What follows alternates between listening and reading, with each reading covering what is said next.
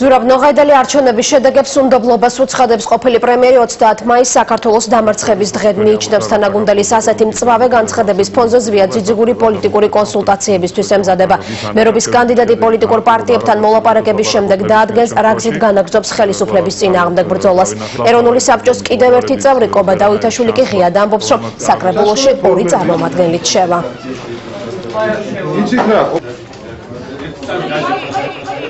ეროვნული საბჭოს პირველი პოლიტიკური შეფასებით სოფო ხუციშვილს ვრთავთ პირდაპირ ეთერში. სოფო, უფრო კონკრეტულად რა განცხადებას აკეთებენ ეროვნული საბჭოს წევრები?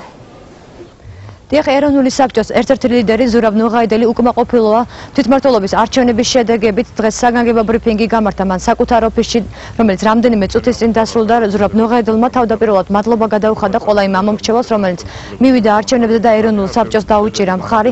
ამასთან ზურაბ ნოღაიდელმა განაცხადა, რომ თვითმმართველობის არჩევნების მსვლელობისას ყველა ამომრჩევას არ ჰქონდა საშუალება, რომ გამოეხატა საკუთარი არჩევანი თავისუფლად. ზურაბ ნოღაიდელმა განაცხადა, რომ მიუხედავად იმ შედეგისა, რომელიც ეროვნულმა საბჭომ აჩვენა, ისინი აპირებენ ბრძოლის გაგრძელებას, რითვისაც სამოქმედო გეგმა შემუშავდება და ამ გეგმის შესახებ ოდნავ მოგვიანებით გახდება ცნობილი როგორც მედიისთვის, ასევე საზოგადოებისთვის.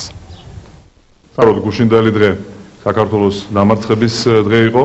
ჩვენი მთავარი პრობლემების მოგვარებამ, საქართველოს გაერთიანებამ, საქართველოს ეკონომიკის ამ კრიზისიდან გამოყვანამ, საქართველოს სოციალური და ეკონომიკური პრობლემების მოგვარებამ, საქართველოს დემოკრატიის და სამართლიანობის დამკვიდრებამ გადაიწია გარკვეული ვადით. მინდა აღვნიშნო, რომ ესეც უნდა ითქვას, რომ ბოლო ერთი თვის განმავლობაში ჩვენს მიერ ჩატარებული კამპანიაც არ იყო მაინც და მაინც თავის სიმაღლეზე და ამაზე პირველ რიგში მე ვარ ალბათ პასუხისმგებელი.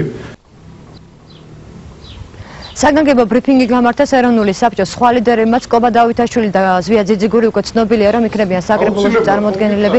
დღეს ორივემ გააკეთეს განცხადება იმასთან დაკავშირებით, რომ საკრებულოში შევლენ იმისთვის, რომ ყველა ის დაპირება, რომელიც წინასაარჩევნო ამორჩეველს მისცეს, შესრულებული იქნას. დღეს ასევე ზვია ძიძიგურმა განაცხადა, რომ ბრძოლა ისევ გრძელდება, ისინი განაგრძობენ კონსულტაციებს სხვა ოპოზიციურ პარტიებთან იმის გამო, რომ მომზადდეს საპარლამენტო და საპრეზიდენტო არჩევნებისათვის წინასწარი გეგმები.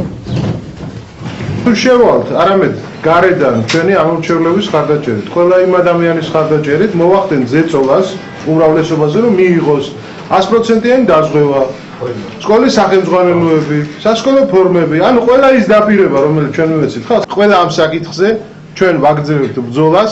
ჩვენ უახლოეს ხანში დავიწყებთ კონსულტაციებს ჩვენს მეგობარ ოპოზიციურ პარტიებთან და დავიწყებთ ვადამდელი საპარლამენტო და საპრეზიდენტო არჩევნების მომზადებისათვის ზრუნვას. ჩვენი პოზიცია არის უცვლელი. ზვია ძიძიგური აცხადებს, რომ ხელისუფლებაში მოსვლას არჩევნების გზით აპირებს, რაც შეეხება კონსულტაციებს, დღეს მას არ განუმარტავს კონკრეტულად რომელ ოპოზიციურ პარტიასთან აპირებს კონსულტაციების დაწყებას.